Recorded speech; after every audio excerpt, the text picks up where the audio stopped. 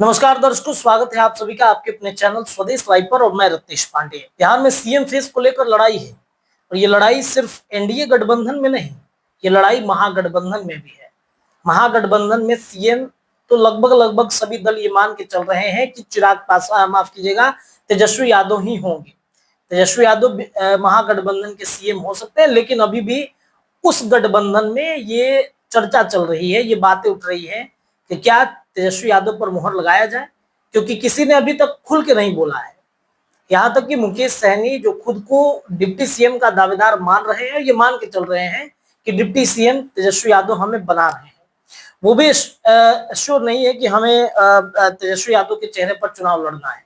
लेकिन बिहार एनडीए गठबंधन में बड़ा बवाल है। एनडीए गठबंधन में अभी तक की क्लियर नहीं हो पाया कि कौन सीएम का दावेदार होगा। हालांकि ये यहाँ इधर भी इस गठबंधन में एक चर्चा है कि नीतीश कुमार के चेहरे पर मुहर लगेगी, नीतीश कुमार हो सकते हैं। लेकिन क्या भारतीय जनता पार्टी ये एक्सेप्ट करेगा कि नीतीश कुमार को फिर से सीएम का फेस बनाया जाए?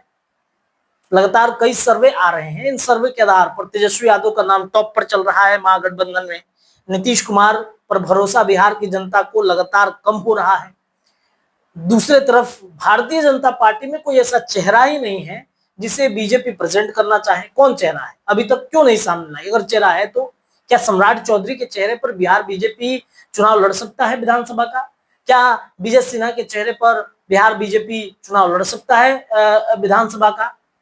विश्वसनीयता कितनी है?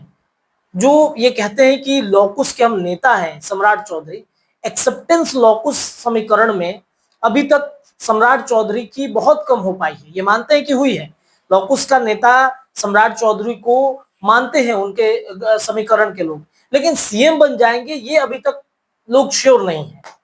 तो सीएम फेस होगा कौन? इधर चिराग पासवान खूब रैली कर रहे हैं। चिराग पासवान को लग रहा है कि भारतीय जनता पार्टी मुझे सीएम प्रेजेंट कर देगी।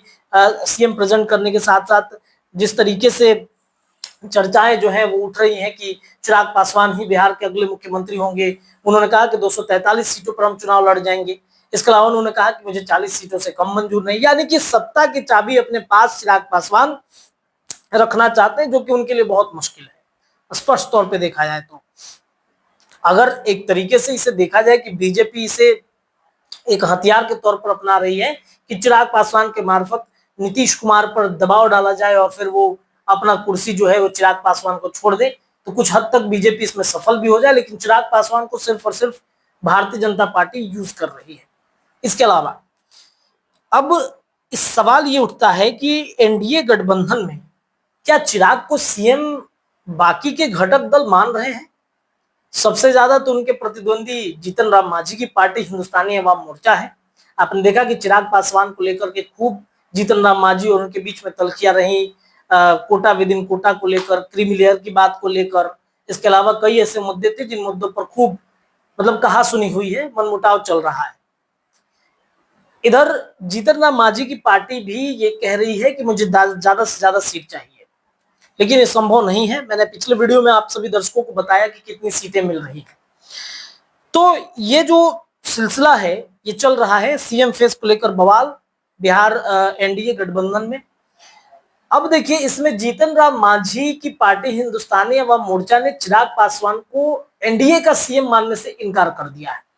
उन्होंने ये कहा कि नीतीश कुमार ही बिहार एनडीए के सीएम फेस होंगे, आगे भी रहेंगे। देखिए, सीएम फेस बिहार एनडीए में देखिए एक समय उठा था कि नीतीश कुमार के बेटे निशांत हो सकते हैं। दूसरे तरफ जीतन राम मांझी के बेटे संतोष सुमन भी हो सकते हैं, उपेंद्र कुशवाहा भी हो सकते हैं। चिराग पासवान तो है ही, भारतीय जनता पार्टी में सम्राट चौधरी है। इसके अलावा दिलीप जायसवाल को बनाया जा सकता है। इसके अलावा संघ के कई नेता हैं जो बिहार में रह रहे हैं, उनको बनाया जा सकता है। विजय सिन्हा भी इसके एक दावेदार है। तो जीतन राम मांझी की पार्टी कार्यशाला का आयोजन कर रही है राजधानी पटना में, बिहार विधानसभा प्रभारियों को ट्रेनिंग दे रहा है। कल के जो कार्यक्रम थे, इस कार्यक्रम से ये स्पष्ट समझ में आया। लेकिन कल ही आज तक से बात करते हुए संतोष सुमन ने यह कहा कि बिहार एनडीए का सीएम फेस तो नीतीश कुमार है, तो नीतीश कुमार के चेहरे पे हमें चुनाव लड़ना है। उन्होंने चिराग को यह नहीं कहा कि वो सीएम फेस नहीं है। उन्होंने कहा कि सबकी पार्टी और उनके नेताओं, उनके कार्यकर्ताओं की इच्छा होती है कि उनके जो राष्ट्रीय अध्यक्ष हैं वो सर्वोच्च पद पर बैठे। अब इस इंटरव्यू के बाद बिहार एनडीए में बवाल मचा हुआ है। फिर एक बार जीतन राम मांझी और चिराग पासवान के बीच लड़ाई तेज हो गई है। अंदर ही अंदर सब कुछ ठीक ठाक नहीं चल रहा है एनडीए गठबंधन में। सीएम फेस को लेकर लड़ाई है। नीतीश कुमार भी काफी अलर्ट मोड पर आ चुके हैं कि कब बीजेपी उनके साथ गेम कर दे कोई नहीं जानता है। तो ये चर्चाएं चल रही हैं। हिंदुस्तानी आवाम मोर्चा में जो संतोष सुमन ने कल बयान दिया है, जो कार्यशाला का आयोजन वो कर रहे थे, इन बयान को आप सुन लीजिए और अपनी राय आप कमेंट सेक्शन में इस बयान के बाद आप दे सकते हैं। इसका आपके माध्यम से न्यूज चैनलों में हम लोग देख रहे हैं कि बंटवारा हो गया है। तो बंटवारा हो गया भाई, आप लोग जब सब कर ही देते हैं घोषित, तो हम लोग उसमें क्या कहना। लेकिन अगर पार्टी के तौर पर कहें, गठबंधन के साथी के तौर पर कहें कि अभी तक कोई आंतरिक इस तरह का हम लोग के बीच में कोई चर्चा परिचर्चा ही नहीं हुई है, तो इस पर कुछ बोलना हम समझते हैं कि प्रीमैच्योर होगा और कोई विवाद जन्म देगा। तो अभी समय आने दीजिए, समय पर सभी चीज़ों का निपटारा हो जाता है, बहुत सम्मानजनक तरीके से होगा, शांति से होगा और हम एकजुट हैं। एकजुटता का परिचय इसमें भी आपको दिखेगा और आने वाला चुनाव में। कितने सीटों पर तैयारी चल रही है आपकी? हमने अभी कहा कि 243 प्रभारी हमारे यहाँ पर आना है उनको, और हम 243 विधानसभा क्षेत्र पर तैयारी कर रहे हैं। और जब हम पार्टी के रूप में हैं तो पार्टी की एक स्वतंत्र छवि भी होती है, स्वतंत्र पहचान भी होती है और हमारी अपनी विचारधारा है। उस विचारधारा को हर जगह ले जाना है, जन जन तक ले जाना है, हर बिहार के हर कोने में ले जाना है। उसके लिए हमारे जो आज क्रांतिकारी साथी आए हैं, जो हमारे सिपाही हैं, हमारे कार्यकर्ता हैं 243 विधानसभा के, उनके साथ आज हम लोग बैठक करेंगे। उनके साथ उनकी बातों को भी साझा करेंगे। उनको यहाँ से कुछ बताया भी जाएगा, खास करके सोशल मीडिया के बारे में, कैसे सोशल मीडिया पर एक्टिव होना है, कैसे दुष्प्रचार से बचना है। तो तैयारी तो हमारी 243 पर है। अब आपका जो कहने का पूछने का मकसद है, उसका जवाब हम अभी इसलिए नहीं दे पाएंगे कि हम कुछ भी बोलेंगे तो बात सही नहीं होगी, क्योंकि अभी तक हम गठबंधन के साथियों से इस तरह की कोई बात नहीं की है, इसलिए हम अपनी बात नहीं कर सकते। 6 से 7 सीटों की बात हो रही है। से ऐलान कर दिए हैं, चुनावी आगाज भी कर चुके हैं बिहार में। क्या हम पार्टी का अगला स्टैंड क्या रहेगा, क्योंकि उपेंद्र कुशवाहा भी कुछ तेवर अलग अपनाए हुए हैं बिहार में? तो आप क्या चाहते हैं? हम पार्टी तो तैयारी कर ही रहा है। हम पार्टी आगाज क्या, चुनाव के आगाज हो चुका है। चुनाव में हम लोग सब हैं और हम लोग चुनाव में सदैव रहते हैं। संगठन के स्तर पर हो चाहे पार्टी विस्तार के स्तर पर हो, तो वो सब काम चुनाव के दृष्टि से भी होता है, सामाजिक दृष्टि से भी होता है। तो हम समझते हैं कि सब पार्टियां तैयार कर रही है। जहाँ तक माननीय चिराग पासवान जी का मामला है, वो बिहार से चुनाव लड़ना चाहते हैं तो स्वतंत्र हैं, और अगर लड़ना चाहते हैं तो हम लोग उनका स्वागत करेंगे। तो करे 243 सीटों पर लड़ेगा, उनका विरोध नहीं करेगा। आए चुनाव लड़े, अच्छी बात है। पार्टी मजबूत होगी और संगठन मजबूत होगा तो एनडीए को फायदा होगा, हम पार्टी को भी फायदा होगा उनके चुनाव लड़ने का। वो कह रहे हैं कि 243 सीटों पर चिराग पासवान चुनाव लड़ेंगे, सब एनडीए को मजबूत कर। ये तो मैं भी कह रहा हूँ कि 243 सीट पर हम अपने प्रभारियों को बुलाए हैं, तो 243 सीट पर हम भी चुनाव लड़ेंगे। इसका मतलब थोड़ी है कि हम पार्टी 243 सीट पर लड़ेंगे। चिराग पासवान जी का कहना है कि एनडीए एक है, और मान लीजिए कि चिराग पासवान जी, मान लीजिए उपेंद्र कुशवाहा जी, जीतन राम मांझी जी, Janata Dal United, Bharatiya Janata party 243 seat पर एनडीए के रूप में लड़ेंगे।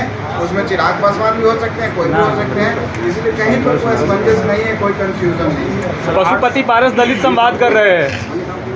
अब लोकतंत्र में सबको अधिकार है करने का। अब जनता मालिक है, जनता किसको आशीर्वाद देगी, दलितों का साथ जिसके साथ है वही नेता होंगे और वही गठबंधन। हम समझते हैं कि माननीय प्रधानमंत्री जी ने, माननीय मुख्यमंत्री जी ने और हमारे नेता जीतन राम मांझी जी ने जितना दलितों के लिए किया, हमको नहीं लगता है दलित कहीं इधर उधर जाने वाले हैं। किन्हीं को कुछ करने का अधिकार है, उन पर हम टिप्पणी नहीं कर सकते हैं। लेकिन हम कह रहे हैं कि हमारी तैयारी पूरी मुकम्मल है और हम 225 सीट से ज़्यादा सीट जीतेंगे। एक तरफ आप कह रहे हैं कि दलित आपके साथ है, तो दलितों का जो हत्या हो रहा है बिहार में, कानून के सवाल उठ रहा है, नीतीश कुमार फेलियर दिख रहे हैं इस मामले में, कैसे देखते हैं? देखिए, जो भी इस तरह की घटनाएं होती है, हमारी संवेदना और हम लोग पूरी तरह से पीड़ित के साथ हैं। और हम समझते हैं कि सरकार इतनी सक्षम है, आप देखे होंगे कि उन पर कार्रवाई भी हो रही, लोग पकड़े भी जा रहे हैं।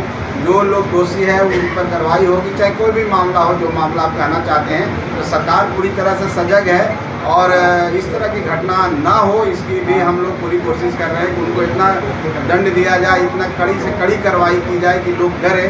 बाकी हम समझते हैं कि इस सरकार में, सुशासन राज में जिस तरह से एनडीए ने सबको लेकर चला, सबका साथ, सबका विश्वास के साथ काम किया है, हम समझते हैं कि ये सरकार आगे भी काम करेगी और बिहार में विकास की रफ्तार और तेजी से दौड़ेगी।